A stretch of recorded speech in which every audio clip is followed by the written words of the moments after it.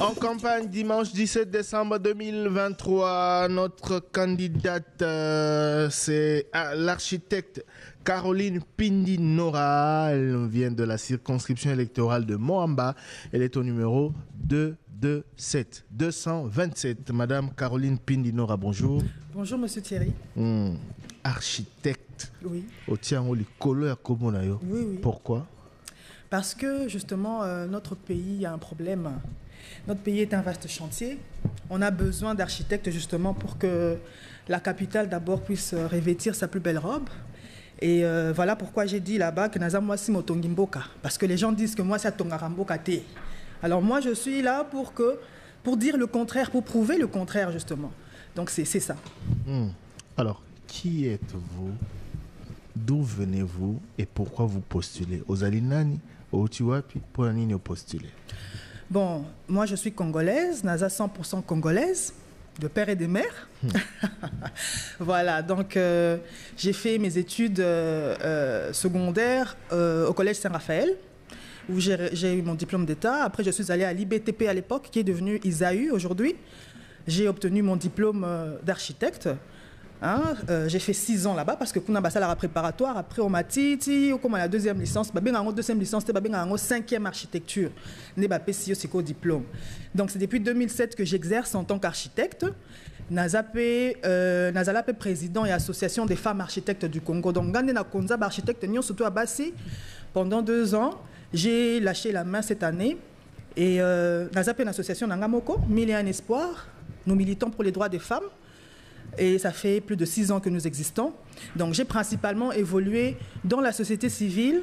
Et si aujourd'hui j'ai voulu postuler, c'est parce que je voudrais quand même amener ma lutte à un niveau de prise de décision. Voilà. Essayer de faire voter le maximum des lois en faveur des femmes, surtout, parce que je suis une femme et que je milite pour les femmes depuis des années, et aussi pour les jeunes Congolais. Voilà. Quel genre de loi vous comptez faire voter en tant que députée, en tant qu'architecte, en tant que femme? D'abord, en tant que femme, je lutte depuis plusieurs années contre les violences faites aux femmes, surtout les violences conjugales.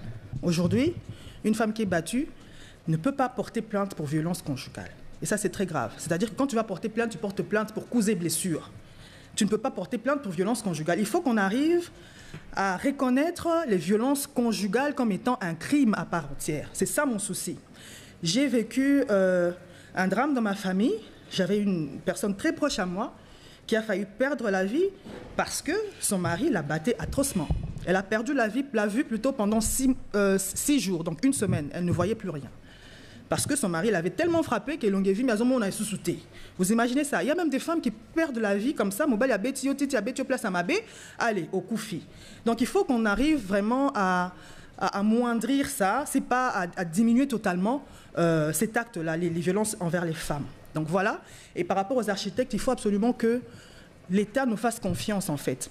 Parce qu'aujourd'hui, l'État préfère travailler avec des étrangers. Alors qu'en fait, l'IBTP est la plus grande école d'architecture de l'Afrique centrale.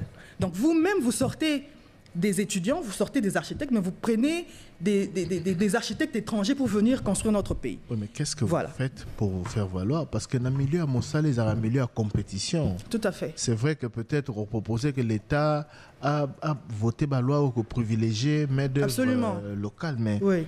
Ce qui compétition est allée pour gagner marché et que les étrangers na makasi mingi. C'est problème est andéwana parce que mingi ezalaka ba garantie il faut kotia. Il faut mbongo moi mingi. Or, nous architectes congolais, on a du mal en fait à s'imposer sur le terrain. Parce que justement, on n'a pas beaucoup de liquidités. Ce sont les étrangers qui viennent, on a garantie de bonne exécution, garantie de ceci. En fait, ça nous complique aussi. Il faudrait que l'État allège aussi un peu la tâche aux architectes congolais pour qu'on puisse compétir plus nombreux. À part ça, il y a aussi le fait que, bon, vous savez, hein, dans notre pays, il y a l'opération Bakop les a ébellés. C'est-à-dire même quand on lance des appels d'offres, c'est comme si Bango Moko déjà gagné marché wana. Omoni, et ça le quoi besoin ça la kakapo. Voilà, vous le faites parce qu'il faut le faire. Mais eux-mêmes savent déjà à qui ils vont remettre ce marché-là. Donc moi, j'aimerais vraiment que le gouvernement fasse confiance aux architectes congolais. Nous avons fait nos preuves. Il y a des architectes très compétents qui travaillent. Moi-même, j'exerce depuis plus de 17 ans maintenant. Donc j'ai vraiment besoin que l'architecte trouve sa place ici en République démocratique du Congo. Voilà. Est-ce que le problème, ce n'est pas parce que vous ne vous organisez pas en consortium comme ça se passe ailleurs? Il y a une Aboye, il y a une Aboye, il y a une Amoye, il y a une Bangin, et finalement vous répondez parce que les entreprises congolaises, il y a architecture, il faut dire, il y a un problème de cahier des charges. Ouais. Vous n'avez pas de cahier des charges techniques pour pouvoir gagner des marchés alors que les autres s'organisent facilement en consortium pour arriver justement à compétir, à postuler dans les appels et pouvoir gagner les marchés. Bien sûr que si. Voilà pourquoi je dis qu'il faut qu'on nous allège un peu la tâche. Et puis il y a ce complexe-là que nous avons, nous Congolais, nous Noirs en général. On a l'impression que le blanc fera mieux que nous les Noirs. Alors qu'en fait, non. On a des architectes très compétents. Nous sommes organisés en ordre national des architectes, n'est-ce pas? On a des numéros d'ordre. Combien de Congolais construisent avec des architectes? Ils vont vous dire, non, mais bon, je veux payer autant d'argent juste pour les lignes que tu traces là. Combien de Congolais aujourd'hui exigent le numéro d'ordre de leur architecte? Parce qu'il y a beaucoup aujourd'hui, les ingénieurs, il y en a un qui vient de passer, qui va se faire passer pour un architecte. Voilà, je peux construire pour vous. Mais l'ingénieur n'est pas là pour construire. Ce n'est pas l'ingénieur qui est le maître de l'œuvre. C'est l'architecte le maître de l'œuvre. Donc, en fait, il y en a qui se constituent en consortium. Mais en fait, il faudrait alléger certains... il faut alléger des choses pour que les architectes puissent compétir plus nombreux. Donc, voilà. L'architecte Caroline Pindinora, candidate députée nationale, circonscription électorale Moamba au numéro 227. Alors, vous avez parlé de votre métier qui vous passionne, que vous exercez depuis plusieurs années maintenant. Mais 17 ans. Parlons du rôle du député national. Oui. Vous battez campagne au Moamba, vous sollicitez le suffrage des habitants de cette circonscription électorale. Pourquoi? D'abord, parce que quand on observe le pays, quand on observe ceux qui étaient là, on a l'impression que Maïe Nabango est Souki. Maïe Nabango est Souki. Parce qu'il y en a qui sont là depuis plusieurs années, depuis 2006. Et comme le roi, comment je peux dire, profession comme député national, c'est pas normal. C'est un apostolat, tu n'es pas là pour travailler et dire aux gens que c'est ça ta profession. En fait, nous, on a le souci de changer un peu les choses. Nous sommes des nouveaux venus, nous avons besoin que la population nous fasse confiance pour que nous aussi, nous puissions faire nos preuves. Surtout que ça fait 63 ans qu'on a laissé les hommes au pouvoir. On n'a pas de résultats satisfaisants. Peut-être le moment est-il venu de laisser aussi les femmes vous prouver de quoi ils sont capables. Parce que nous, les femmes aussi, nous travaillons. Moi, Sindaebi Passi, il y a population papa, Bako Sayote. Moi, j'ai eu une mentor, bien que je n'ai pas postulé dans son parti politique. C'est Madame Marie-Josée Ifoku qui m'a appris le métier, qui m'a initié dans la vie politique. Cette femme-là, quand elle a été gouverneure à la Tchouapa, elle avait 19 000 $ de salaire. La première chose qu'elle a faite, elle a diminué son salaire, elle a demandé qu'on lui donne juste 5 000 $. Ça, c'est une femme qui peut faire ça. Et le reste, qu'on mette dans le budget de la population. Vous voyez ça? Ce sont les femmes qui connaissent la souffrance de la population. Il est temps que les femmes aussi, aux femmes, on puisse leur offrir l'hôtel pour pouvoir travailler, pour pouvoir les opportunités, pour pouvoir démontrer de quoi elles sont capables. Voilà, donc je rappelle que notre candidate est au numéro 227 dans la circonscription électorale de Moamba. Vous pensez que remplacer les hommes par les femmes suffit pour... Non, c'est pas fini. J'ai pas dit remplacer les hommes par les femmes. J'ai dit remplacer les hommes incompétents par des femmes compétentes. Parce qu'elles sont là, elles existent. Mais il faut le mériter, non? Bien sûr qu'on le mérite. C'est comme j'ai dit un jour, je sais pas, je ne me rappelle plus, c'était un ministre ou quoi. Je lui ai dit, si vous voulez trouver des femmes compétentes ici en République démocratique du Congo, vous allez les trouver. Vous allez les trouver. Il faut chercher, on est là. Le problème qui est là, c'est que les partis politiques, quand ils enrôlent les femmes, c'est pour faire le djalélo. C'est pas pour pouvoir les rendre compétitives. C'est pas pour pouvoir les former, voilà. Moi, si vous voulez m'énerver, dites-moi, oh non, maman, aux autres qui ne connaissent pas la décoration à Parlement. Ça m'énerve. Parce que les gens disent ça. Ah non, maman, tu as voté au Karaposa Kitoko. Il faut que les gens comprennent que c'est l'avenir du pays, en fait. Il faut que les personnes vous prouvent qu'elles peuvent faire des choses pour vous. Moi, j'ai évolué dans la société civile. Je travaille avec des femmes.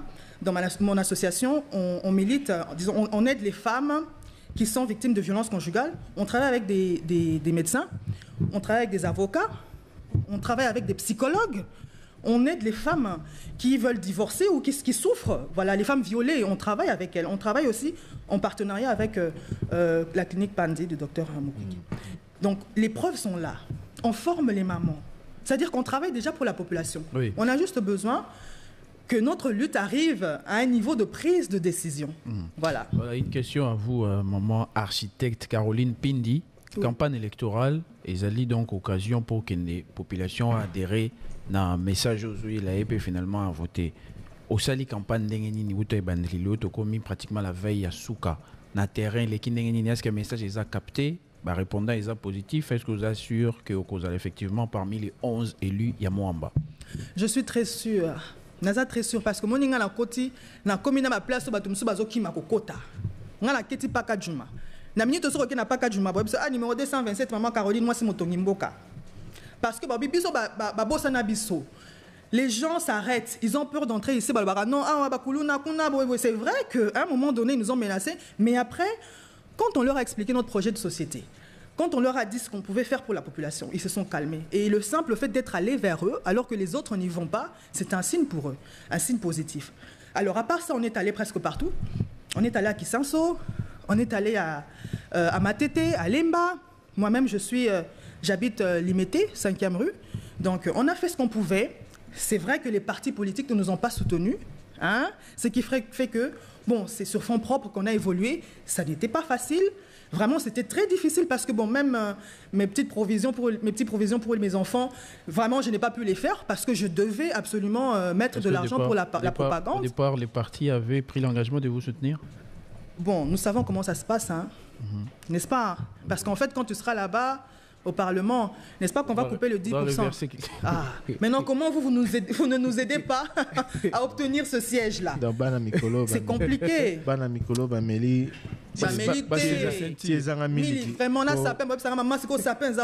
calmez-vous, attendez un peu. Maman est en campagne. Maman Caroline Pindi Nora, candidate députée nationale, Moamba, numéro 227, Mwasi Motongi Mboka. Alors, maman, Bana Moamba Bazaï Kolanda yo, il y a Limete, il y a Lemba, il y a Matete, il y a Kisenso, il y a Natangite Wapi. Ngaba. Bazaï Kolanda yo. Sikawa, Bayoki, aux alliés architectes de formation, au Salaka, depuis 17 ans, aux alliés présidente, il y a ma femme architecte, aux alliés activistes, mais on est dans la société civile. Nazakaka, on a essayé la esthétique karaté. Non, enfin. Sokati na politique et comment on pas. Jamais de la vie, papa. Il y a un le bateau pour corriger bango, bateau bazakuna, oh bazo salabongo, biso to relax, que c'est pas ça. C'est-à-dire que c'est une continuité de ce que tu fais déjà. Parce qu'on a tenu. Ceux qui activistes à la société civile a eu carte à parti politique. Atigal cas activiste à la société civile, toi comme une politique. Aux activistes des droits de l'homme ou des droits de la femme ou des droits humains. Voilà. Aux activistes d'abord. C'est pas parce que tu es dans un parti politique que tu arrêtes d'être activiste. Non, non, non. Tu continues ton travail d'activiste. Combat changé, pas du tout. L'activisme, pas du tout. En fait, le parti politique est intimement lié avec l'impartialité. C'est-à-dire du moment où vous avez l'activisme de la société civile, des droits humains, et intimement lié à l'impartialité. Du moment où vous avez une carte de parti politique, vous avez pris position. Est-ce que si je suis dans un parti politique, je dois détester les gens? Non, ce n'est pas ce qu'on dit. Si je suis dans un parti politique, je veux continuer à défendre les droits des femmes. Je ne veux pas défendre que les droits des femmes qui sont dans mon parti. Sur base des projets de société de votre parti. Assumez que vous avez traversé. Non, mais vous savez... Même si vous restez attaché à ce combat-là. Oui. Voilà. Non, mais traverser comment? Parce que quand vous dites traverser, où est la ligne? Où est la ligne? C'est l'adhésion à un parti politique. L'adhésion à un parti politique m'empêche de militer pour les droits de femmes. Je ne vois pas comment ils vont m'empêcher de militer. Les partis politiques ont une idéologie, il y a une autorité, une personne physique qui représente l'autorité à respecter, il dicte sa loi. Mais lorsque vous êtes activiste de droits humains, vous êtes, entre guillemets, libre d'esprit. Vous n'avez pas d'autorité au-dessus de vous qui vous dit ça c'est bien, ça c'est pas bien. Absolument pas. Parce que quand tu es activiste, tu restes sous l'égide du président de la République, par exemple. C'est-à-dire qu'on a toujours une autorité au-dessus. Bon. Mais toi, tu fais ton travail. Oui, tu fais ton travail. Bien sûr. Bien sûr, parce que l'autorité morale du parti ne va pas m'interdire de militer pour le respect des droits de femmes. Pourquoi devrait-il le faire? Si ça ne cadre pas avec son idéologie ou celle de son parti. Comment ça ne cadrerait pas avec son idéologie? Bon. Ça n'a pas... Non, comment ça ne cadrerait pas avec son idéologie? Ce n'est pas le débat du jour. L'Assemblée nationale est à moto. Il y a beaucoup de décors. Papa, maman, il faut aussi là. Alors, maman, Nabane Goloba, Ozali, architecte depuis 17 ans, activiste à droit de l'homme, même si les lopés ont inscrit combat dans la partie politique, au lobby wana kuno rotikate, au lobby okiti na ba commune belé ou presque rien sur la commune ya mo ya circonscription à Moamba pour na rosukisa. Ozana 2 minutes, ota la caméra, oyebisa bana ya Moamba na monoko ya choix na yo. Pour na nini dans 2 jours ou 3, le 20 décembre 2023 et sengeli ba ponayo. Parmi les 11 députés au Barotinda, bon, enfin, nous vous le souhaitons de toutes les façons. Il faut pas ponayo comme député na baro. Bana Moamba bazola. Bana Moamba nga nazana numéro 227. Nazo senga bino bosala nga confiance. Biso toza bato sika. Botikala komona nga te na makambo politique. Ceux qui bomoni mama atiki bana na ye akeko sala porte à porte na sa moyi. Pona a passé député national les a pambaté. Ils a parce que souci amboka et lati biso nzoto makasi. Biso ba maman de to yebi passe amboka. Maman da me maka 9 mois biso de to bota kamibali baza kuna bazo voter ba loi malamu te. Yango na sengi bino bo sala nga confiance. Na ko sala pona bino parce que nazana nous congolaise et parce que nazana souci yamboka na biso. Donc numéro 227 bobo sanate bo sala nga confiance. Voilà, 227 alobiye fois sala a même ma compétence na l'Assemblée nationale bo sala confiance bino bana Moamba. Merci maman. Merci beaucoup. Bonne chance. Merci beaucoup. Et l'autre dimanche au Elibiso na se Mbula. J'espère que Mbula on est allé Mbula ali pambo li pona yo. Comprendre hein, bénédiction. Et bisa bana aussi sa campagne malamu comme ça. Tango non mais la mille qui vraiment tango makambo simba tango koma ozwa molima na toyoka kana ba la mille qui il faut qu'il tape molima elle est belé. Moi j'ai travaillé à l'Assemblée nationale s'il vous plaît en 2009 j'étais expert là-bas. Ils avaient $4,500. Ils avaient $4,500. Et comme $21,000 de merci. Merci. Pardon. Maman l'a déjà fait quitter. Ils avaient on se retrouve dans quelques minutes car on a déjà des candidats. Eux aussi ont bravé la pluie pour venir vous passer leur message. On les reçoit durant toute la journée. Nous sommes ensemble jusqu'à 18h aujourd'hui. On va faire un petit break entre 13h et 13h30, le temps que Pascal Kapalay Kibouza, qui nous suit depuis Pigeon, nous donne des nouvelles de la journée de ce dimanche, donc, car ça bouge au pays. À très vite.